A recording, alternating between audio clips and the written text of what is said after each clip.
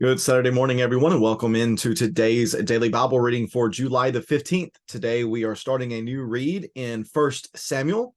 So we'll be getting into that in just a second. Just a couple of words about First Samuel to help us, just a couple of things to keep in mind to help us as we read through the text. First of all, let's remember the time period, that more than likely this is taking place sometime within the time frame of the judges. It doesn't say that specifically at the beginning, but just the way people have laid it out, this is probably happening sometime during that time, not within the entirety of the time frame of the judges, but some people think it would be happening maybe during the time of Samson. There would be some overlap there. Now, that might lead you to wonder, well, why are they not mentioned in each of the writings? Remember that the book of the Judges doesn't focus on everything that's going on within Israel at that time. It is focusing on the events surrounding the judges themselves, and then just a description of the overall unfaithfulness of the people, such as is described in chapters 17 through 21. So keep that in mind, that whenever we see, especially once we get into chapter 2, that there is a great deal of unfaithfulness and just straight up wicked and evil being carried out by even the priest. Well, yeah, that definitely sounds about right if we're talking about the time frame of the judges. But then what we're also seeing in First Samuel and what we're seeing in Ruth is, where is God's deliverance going to come from? Well, in Ruth, it comes from a Moabitess and a man named Boaz. Here in First Samuel, it begins to come from a barren woman, which is a theme that we've seen a number of times so far within the text. So just thinking about Judges and its structure, one thing to keep in mind as well is that the book of the Judges originally was just, or excuse me, that the books of First Samuel and Second Samuel, they originally the same text. They were just called Samuel. But we divided up into First and Second Samuel, so that's something to keep in mind as well, that it really should be read as one long continuous story. It begins with Samuel, yes, that covers chapters 1 through 7, where he's the focus. We then see Saul being focused on in First Samuel 8 through 31, his rise and his fall. David is discussed in Second Samuel 1:20, and then there's an epilogue wrapping it all up in Second Samuel 21 through 24. So with those things in mind, let's get to reading here in First Samuel. And if I remember, I will also post a little video that the Bible Project does that helps to recap and summarize these texts. I should be doing that at the beginning of each of these texts, so forgive me for not doing that, but they do a great job of really summarizing and giving some details and big picture perspectives of these texts. I find them very, very helpful in organizing the thoughts of each of the texts. So let's read here together in First Samuel chapter 1 and verse number 1, beginning to look at this next main character, where he shows up in the story, and how, again, God is able to use those whom we might least expect to continue on his story of salvation through Israel. First Samuel chapter 1 and verse number 1.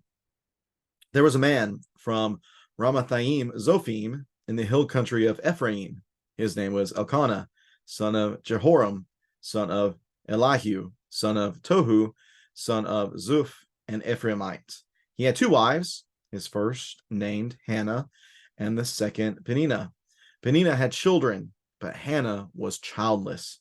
This man would go up from his town every year to worship and sacrifice to Yahweh of armies at Shiloh, where Eli's two sons, Hophni and Phinehas, were Yahweh's priest. Whenever Elkanah offered a sacrifice, he always gave portions of the meat to his wife Peninnah and each of her sons and daughters. But he gave a double portion to Hannah, for he loved her, even though Yahweh had kept her from conceiving. That's a very important point. I hope you'll hang on to that. Her rival would taunt her, so Peninnah would taunt Hannah severely just to provoke her, because Yahweh had kept Hannah from conceiving. Year after year, when she went up to Yahweh's house, her rival taunted her in this way. Hannah would weep and not eat. Hannah, why are you crying? Her husband Elkanah would ask. Why won't you eat? Why are you troubled? Am I not better to you than 10 sons? On one occasion, Hannah got up after they ate and drank at Shiloh. The priest Eli was sitting on a chair by the doorpost of Yahweh's temple. Interesting again, note that. Deeply hurt, Hannah prayed to Yahweh and wept with many tears. Making a vow, she pleaded, Yahweh of armies, if you will take notice of your servant's affliction, remember and not forget me, and give your servant a son. I will give him to Yahweh all the days of his life, and his hair will never be cut. While she continued praying in Yahweh's presence, Eli watched her mouth. Hannah was praying silently, and though her lips were moving, her voice could not be heard. Eli thought she was drunk and said to her, "How long are you going to be drunk? Get rid of your wine." "No, my lord," Hannah replied. "I'm a woman with a broken heart. I haven't had any wine or beer. I've been pouring out my heart before Yahweh. Don't think of me as a wicked woman. I've been praying from the depth of my anguish and resentment." Eli responded, "Go in peace, and may the God of Israel grant the request you've made of him." "May your servant find favor with you," she replied. Then Hannah went on her way. She ate and no longer looked despondent. The next morning, Elkanah and Hannah got up early in the morning before Yahweh, or excuse me, early to worship before Yahweh, and afterward they returned to Ramah. Then Elkanah was intimate with his wife Hannah, and Yahweh remembered her. After some time, Hannah conceived and gave birth to a son. She named him Samuel, because she said, "I requested him from Yahweh." Then Elkanah and all his household went up to make the annual sacrifice and his vow offering to Yahweh. Hannah did not go, and explained to her husband after the child is weaned, "I'll take him to appear in Yahweh's presence and to stay there permanently." Her husband Elkanah replied, "Do what you think is best, and stay here until you've weaned him. May Yahweh confirm your word."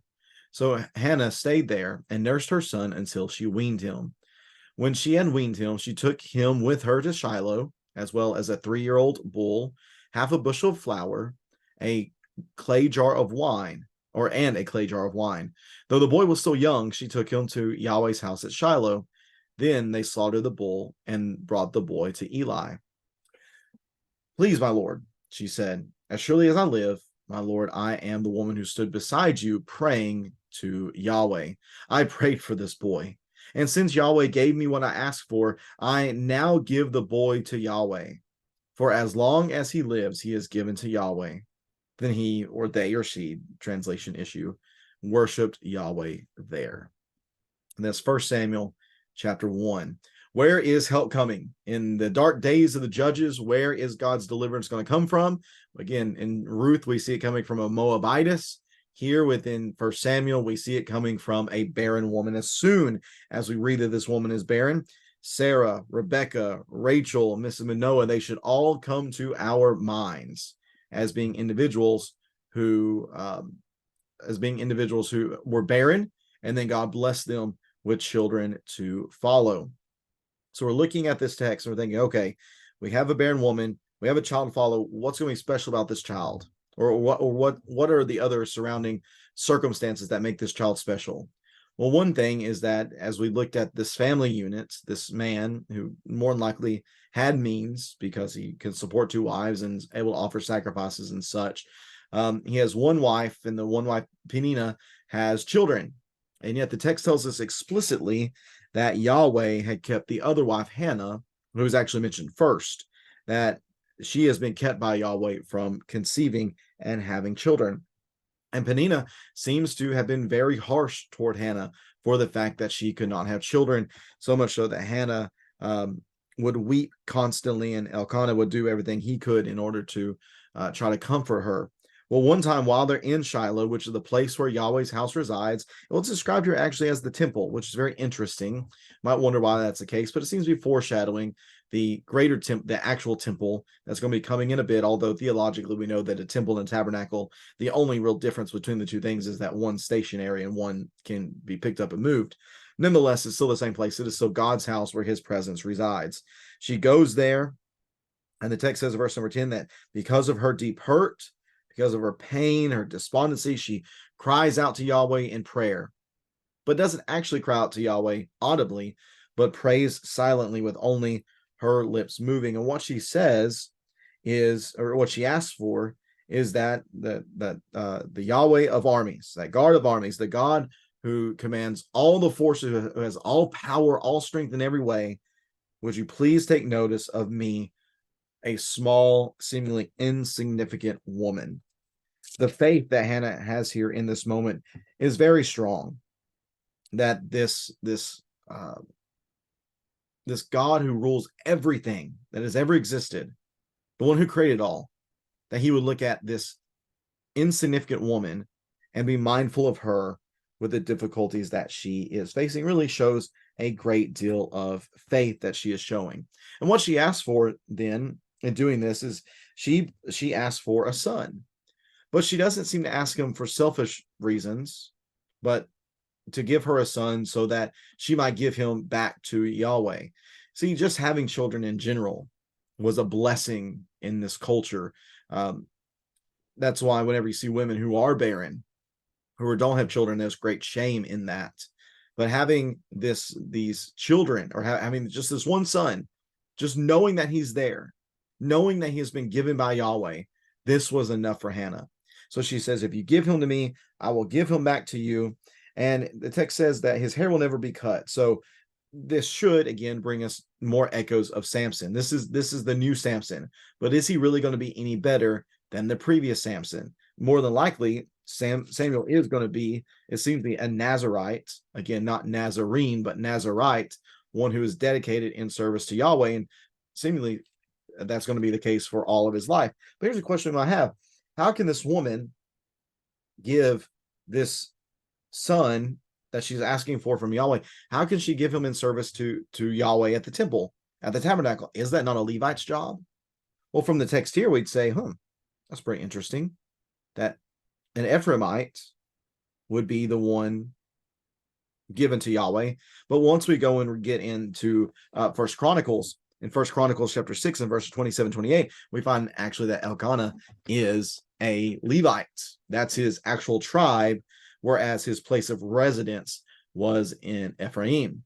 So this boy is certainly eligible to be given to Yahweh in priestly service, and that's who he ends up becoming, and even becomes a great prophet of Yahweh.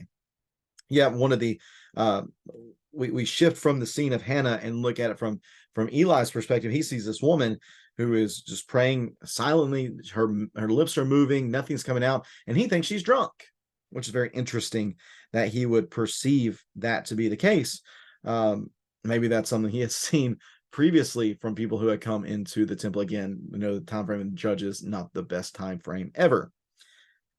But Hannah replies that that's not who I am at all. I'm just a woman of a broken heart. I have not had any wine or beer. I'm not intoxicated at all. I've just been pouring out my heart before Yahweh.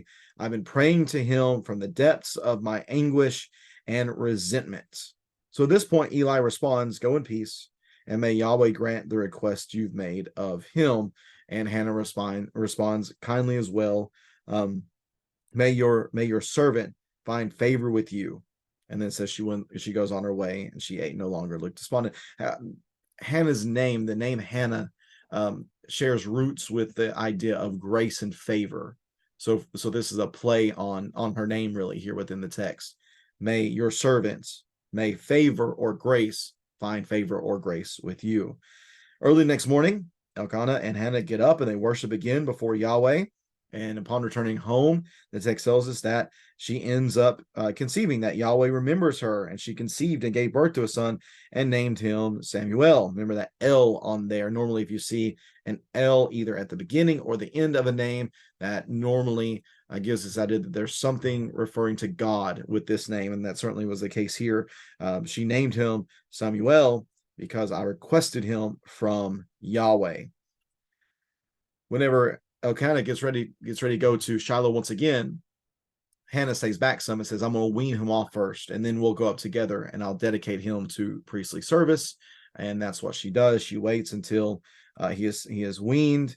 Even though he's still young, she ends up taking him to Shiloh. She takes some other things for offering, and she offers those, and she presents him to Eli. And she says, as surely as you live, my Lord, I am the woman who stood beside you praying to Yahweh. Remember me from a few years ago?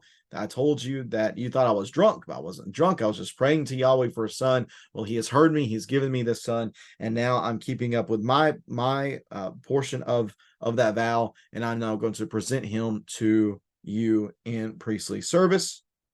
I now give the boy to Yahweh For as long as he lives, he is given to Yahweh. And then they worshiped Yahweh together there. So here is the origin story of the next great servant in the story of Israel. This boy, he's just a boy at this time, Samuel. And yet it is the faith of his mother that leads us into this portion of the story. And what I want to really note from this text is just Hannah's approach to her difficulties. It'd be very easy for someone in the difficult situation that she was in to become just completely resentful. I mean, she admits that there is resentment that is swelling up within her, but notice how she responds to it. She responds to it by pouring it out before God. She poured out the anguish. She poured out the resentment. She poured out the hurt. She poured all of that out before Yahweh because she knew, it seems, from this text, she knew that he was the only one to whom she could really go to find relief. Elkanah tried his best to be kind and considerate of her, but really that true deliverance only came from God. But I want to note at the end of verse number 18, she says, "May your servant find favor with you." Then Hannah went on her way. She ate and no longer looked despondent. When does she no longer look despondent? It wasn't after Samuel was born. It wasn't after she conceived. No, she no longer looked despondent simply after praying. Simply after praying. She didn't have to wait for the result. She already gained peace and relief simply by offering her broken heart to God. And I hope that's the way we operate. I hope that we have such a faith, such a reliance and trust in God that we don't have to wait for the thing we've asked for to come about, but that we simply have to lay our hearts before him, lay our griefs, lay our anguish, lay our sorrows and struggles. We just simply have to lay those before his feet, and then we find that relief. That's the promise he gives us, that he cares for us, and that we should certainly pour out ourselves before him in those moments of need and struggle. And doing that alone, we see here from Hannah's example that we can find relief from the trials that we face. I appreciate you tuning in for this reading on this Saturday. We'll be reading tomorrow, 1 Samuel chapter 2. We're going to look at Hannah's prayer that accompanies this event from chapter 1, but we're also going to see, again, kind of the dark side of Israel at this time. The priest, not good. They have a lot of issues that Eli is having to deal with his sons. So we're going to look at those tomorrow as we continue working our way through the text of 1 Samuel. If you have any questions or comments about this text, please feel free to leave that in the comments section below. Love to have a good discussion with you about those things if you so desire. Really looking forward to tomorrow. It's going to be a great day as we gather together for at our normal times, 10 and 11. But we have a special treat as Jim Jonas will be with us to present to us some lessons concerning building better relationships. We're really excited for that. Hope you'll be able to join us for, again, those studies at 10 and 11. We'll have a potluck after our assembly in the morning. Then we'll be gathering together again at 4 o'clock for another lesson. And then all throughout the week, we'll have that on Monday through Friday at 7 o'clock each night, the lessons that he'll be presenting. Again, I appreciate so much for tuning in for this reading. Hope you'll be back again in the morning. We'll keep reading on through 1 Samuel. Take care and God bless.